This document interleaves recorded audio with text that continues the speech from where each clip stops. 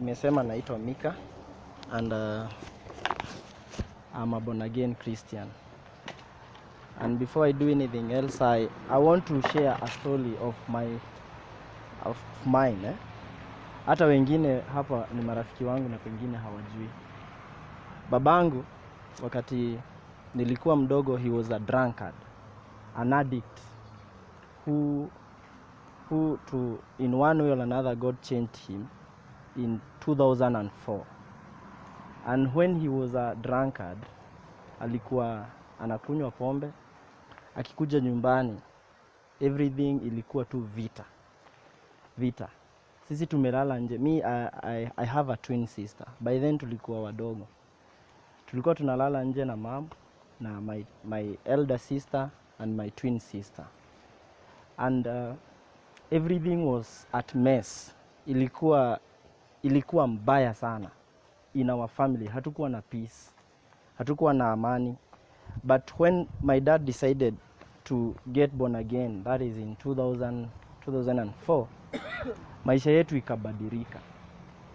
The reason as to why nimepeana hiyo story ni kwa sababu babangu alianza kukunywa pombe akiwa high school. Akafukuzwa shule akiwa form 2. So my dad haku continue na masomo. Na hiyo pombe, you can count all those years. Akiwa form 2 mimi, I was nowhere to be found. I was not existing. But from that time up to 2004, he was able to make a choice ya kuachana na pombe. The reason na wapea hii story ni kwa sababu he was an addict. He was in that situation yenye uko nayo sahi. Probably we umekuwa addicted in that drug. Hiyo kubel, pombe, sigara, bangi. But when alibadilika, maisha yetu ikabadilika. Mimi singekuja college kama angeendelea kukunywa pombe, kwa sababu hakuwa anatusaidia.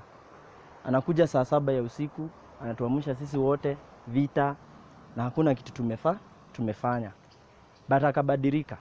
The reason as to why nimewaambia ni kwa sababu mimi nataka kuwahimiza na kuambia tena, hakuna jambo ambalo haliwezi badilishwa na hakuna kitu ambayo haiwezi badilika. Na kwa sababu nyinyi si wazee sana. Nyinyi ni watu mnaweza fanya biashara, nyinyi ni watu mnaweza hata soma, nyinyi ni watu mnaweza support familia zenyu, na nyinyi ni watu mnaweza fanya mambo mingi sana kwa hii taifa, hata taifa ya Kenya. So mimi leo I just want to share something little about drugs and substance abuse and probably some effects of the same. And I will also share, do we have hope? Yes, we're addicted. Do we have hope? We will know. So we all know what is drug, and we have a lot of drugs in the world. Let me put it at that point. We have like alcohol, all those things, name them. And we have categories, zile categories za drugs. Kuna categories moja inaitwa depressant, ingine inaitwa hallucinogens, ingine inaitwa stimulant. Hizo the depressant, kitu moja will give a definition. Depressant slows down the function of the central nervous system.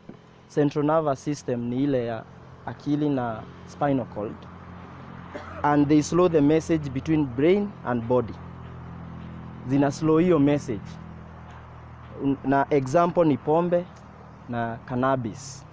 Pombe ndio maana unaona mtu akiwa amelewa, hata venye anaongea, it is very slow. It is very slow because inafanya akili yako itume message ikiwa late kwa mwili. The hallucinogens affect your sense, change the way you see, the way you hear, the way you taste, the way you smell, the way you feel things. Na a good example ni hiyo cannabis. Na kuna ingine inaitwa ketamine. Hiyo inabadilisha like everything. Venye unafikiria, bangi inabadilishanga like ina alter your brain kabisa completely. Mteremko unaona ikiwa mlima. You don't see anything possible. the stimulant zina speed up the function of the central nervous system, na example ni cocaine. Hiyo ndio inafanyanga sasa unaweza kimbia mbio kama gari, and all these things zina affect miili yetu, kwa sababu our bodies are not meant kufanya kazi mbio, na haziko meant kufanya kazi very slow. They are supposed to do the work yenye zinafaa kufanya in the way yenye God create. There are many effects, a lot of effects of drugs, na pengine tunajua zingine. One of the effects ni heartbeat.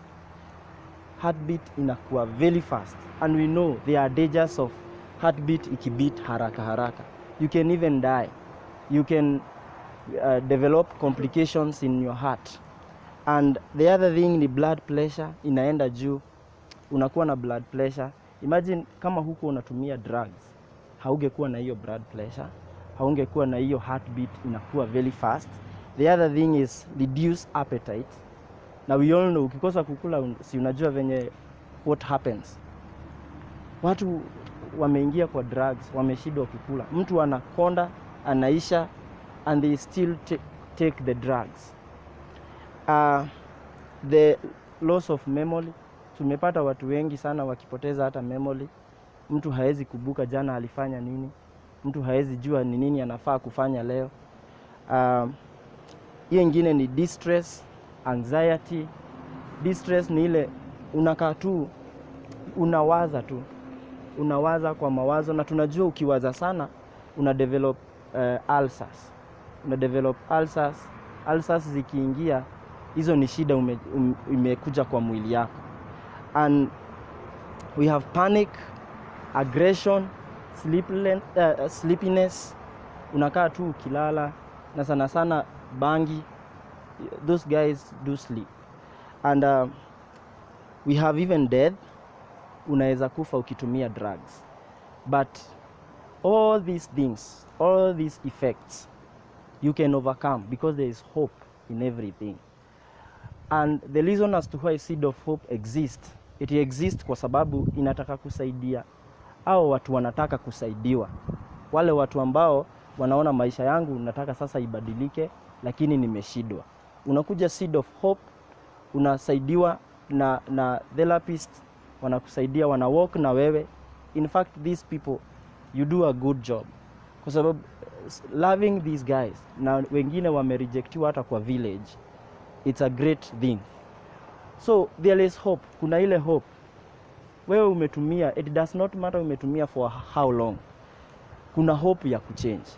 Kuna ile kitu uko nayo ndani yako ambayo hauja accomplish, and you must accomplish it before your life, or before you get old, or before you're not able, or before you get out of this world, or before you die, that is. So mi tumekuja hapa kuambia hizo drugs, watu wenye wanauza drugs majority hata hawazitumiangi. But huyu mtu ana make a lot of money. Wale you can attest to that. These guys are using a lot of money, and that's why unapata kakitu kadogo sana it is very expensive. Inaweza cost hata kagari kadogo kakiwa kamewekwa kwa butu, nasikia yako kagari kamebeba more than millions of money. Wewe unakuja unauziwa, unakunywa simply because they want to destroy you and make money, because they don't care. Haliwahusu. Lakini sisi linatuhusu, kwa sababu baba zetu, our brothers and our sisters, wameangamia kwa sababu ya drugs. Wameenda kwa njia ambazo hazifai kwa sababu ya drugs. And that's why tumetoka Embu College with our lecturer, our counselor, tukuje tuambie hii kitu ambayo inafanyika hapa Seed of Hope ni kitu ya kukusaidia ibadilishe maisha yako, ibadilishe ile face ambayo community walikuwa wamekupea. Babangu alikuwa anaambiwa huyu hata hawezi badilika, na wakati hata aliokoka they said huyu tumempea like 2 days arudi kwa pombe, tunamjua. But until today, from 2004 up to today, hajawahi kunywa pombe. So hata kama uko addicted in in which way, in any way. Hata kama umeaddictiwa aje, I am telling you, through the help you're being given here, utasaidika. So but there's something that you have to do wewe mwenyewe at your personal level. You must be willing to change. Unaweza kuja hapa Seed of Hope venye Reverend anasema alafu unaenda unarudi tu kwa drugs. But you must make a choice, useme mimi nime waste maisha yangu for a long time, but now I make this choice. Kukuja Seed of Hope nisaidiwe na nibadilike. Na nikirudi kwa community, narudi nikiwa mtu. Sitarudi nikiwa yule mtu walikuwa wanajua wa kitambo. Let the community know anything can change and anybody can be somebody. Wacha kusema yule Mika mwenye anakunywanga pombe ndio mnatuambia. He can change, you can change, she can change. Sawa sawa. And I want to give another story as I wind up. Yeah, a lady who is called Wanja Mwaura. I was sharing the story with our Reverend. Wanja Mwaura is a trained nurse in Kiambu, and she's a good woman. Wanja Mwaura, one day he was walking along Kabete. Nimetaja jina yake kwa sababu hata ukienda internet utaipata. Otherwise huwa hatutaji majina ya watu. But ukienda internet utapata jina yake. You can search about her. Wanja Mwaura, one day he was walking through Kabete. And alikuwa anaenda kwa soko, akapata jamaa, he was an addict wa glue na bangi, na alikuwa na chana. Akampata, akamwangalia, but he could not identify him, na akapita, akaenda kwa soko. Wakati alikuwa narudi, akamwangalia tena, and the guy and who was an addict pia yeye akamwangalia, and wakati waliangaliana hivyo, Wanja Mwaura recognized the guy. Akajua huyu ni jamaa mwenye alikuwa in our village, and in fact he was very bright. And I don't know why watu wenye they are so bright wanajiingiza kwa drugs sana. He was very bright in school, and because he was an addict, he needed help.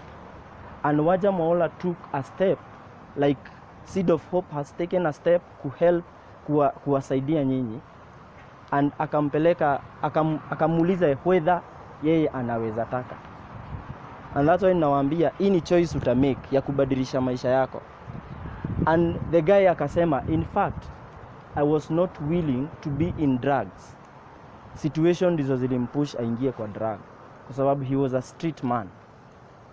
So Wanja Mwaura decided to help him, and he went to Chiromo Hospital, medical hospital, to start the therapy. And it was very expensive. Alikuwa analipishwa over 100,000. So she decided to do a fundraising, but the fundraising haikutoa pesa zote. Ikampea 41,000, that is. But she didn't give up. Akasema huyu mtu, whether come rain or sunshine, nitamsaidia kwa sababu he is from my village. I knew him. He was a bright man. He can make a difference. So he decided to go to Chiromo and negotiate with them. They were not willing, but initially they took him in with the 41,000. And that man, and they record in that article, he was very willing to change. Alikuwa anataka sana kuchange. And that's why mimi nitarudia tena, it must be your choice to change. Lazima ikuwe ni chaguo lako wewe kubadilika. Na hata madaktari in Chilomo, all the therapists in Chilomo, they were attesting to that guy, his name is Patrick, that Patrick was very willing to change. And after some time, Patrick changed, and he became a man, a good man. Unfortunately, he died last year, but he was a good man when he changed. So you must make a choice in your heart. You alone, go and sit somewhere. Unajua kuna wengine pengine wameletwa, but in the process hiyo ya kuletwa, hata kama haukuwa willing, you can still change.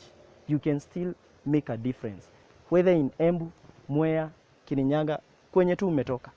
Najua kwenye umetoka pengine umeacha wazazi, umeacha familia, au watu wanakuhitaji sana. Wanakuhitaji, na pia Kenya yenyewe, Kiambu, Embu, Nyeri, every county tunawahitaji sana, kwa sababu you will make a difference. Wewe utoke hapa ukiwa umebadilishwa na ukiwa umebadilika, then go somewhere else and help somebody. The reason as to why sisi tumekuja hapa ni kwa sababu pia sisi tulisaidiwa na Reverend. Hatungekuja kama hatukutaka kusaidiwa. So mimi nawahimiza, itikieni kubadilika. Na yale ambao mnaambiwa hapa Seed of Hope ni kwa sababu ya maisha yenyu. Ni kwa sababu Kenya inawahitaji.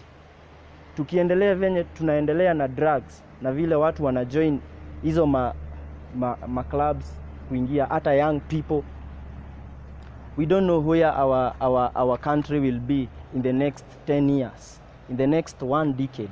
Hatujui tutakuwa wapi. Lakini tukipata watu kama nyinyi, mmebadilika, umepitia therapy, umepitia kwa drugs, unajua the effects, uende huko nje, you will make a very big difference. You will make a very big difference. So mimi nawaomba, tunapoelezewa ama fanywa hii therapy ambayo tunafanyiwa, tukimaliza, tafadhali don't go back to drugs. Don't go back to where you came from. Ujue ni safari umetembea, umekaa Seed of Hope for some months, and it will be a waste for you kukaa hapa then urudi kwa drugs tena. Tafadhali, tunawagoja nje, kwa sababu nyinyi ni wa maana sana kwa maisha hata yetu, hata kama hatujui penye tutawahi patana na nyinyi, but jitengeneze. Hata unaposaidiwa, jitengeneze. Wheelbarrow haiwezi enda kama haijasukumwa, na pia lazima ikuwe na gurudumu ndio iweze kuenda ikisukumwa. Pia sisi wacheni tukue willing kusaidiwa, na unapoambiwa kitu sikiza tu, kwa sababu the research has been done. A lot of people are dying because of drugs. So kindly, mimi nawaomba kama Mika, tubadilisheni maisha yetu, tujibadilishe sisi wenyewe, tuende huko nje, tutengeneze maisha ya wengine, na tukue watu wa impact hata kwa county zetu. Sini sawa? Sini sawa? Kila kitu ambacho umetumia, wacha ukitoka kwa ile gate, iache nje. Wewe ujue you are changed man, you are changed woman. Na usiache the community waanze kukupea sijui mwezi na wiki. Waambie wewe huko ulitoka na ukaachana na huko kabisa. Sawa? Tuende tuinue familia zetu. Wale ambao kuna marafiki najua mmeacha huko, pengine hawakuitikia kukuja hapa, enda pia pata huyo rafiki, msaidie venye wewe umesaidiwa. Toka na yeye, na life continues and life becomes beautiful tukisaidiana. Hatuwezi ishi peke yetu. Hauwezi ishi wewe peke yako. Haujajitosheleza. You need me, I need you to help one another, ndio tuweze kushinda hii vita. Sini sawa? Mungu awabariki sana, na nimewapenda na kwa sababu naona future. I can see future. There is future here. There are people watakuwa pia wanaenda kusaidia wengine huko.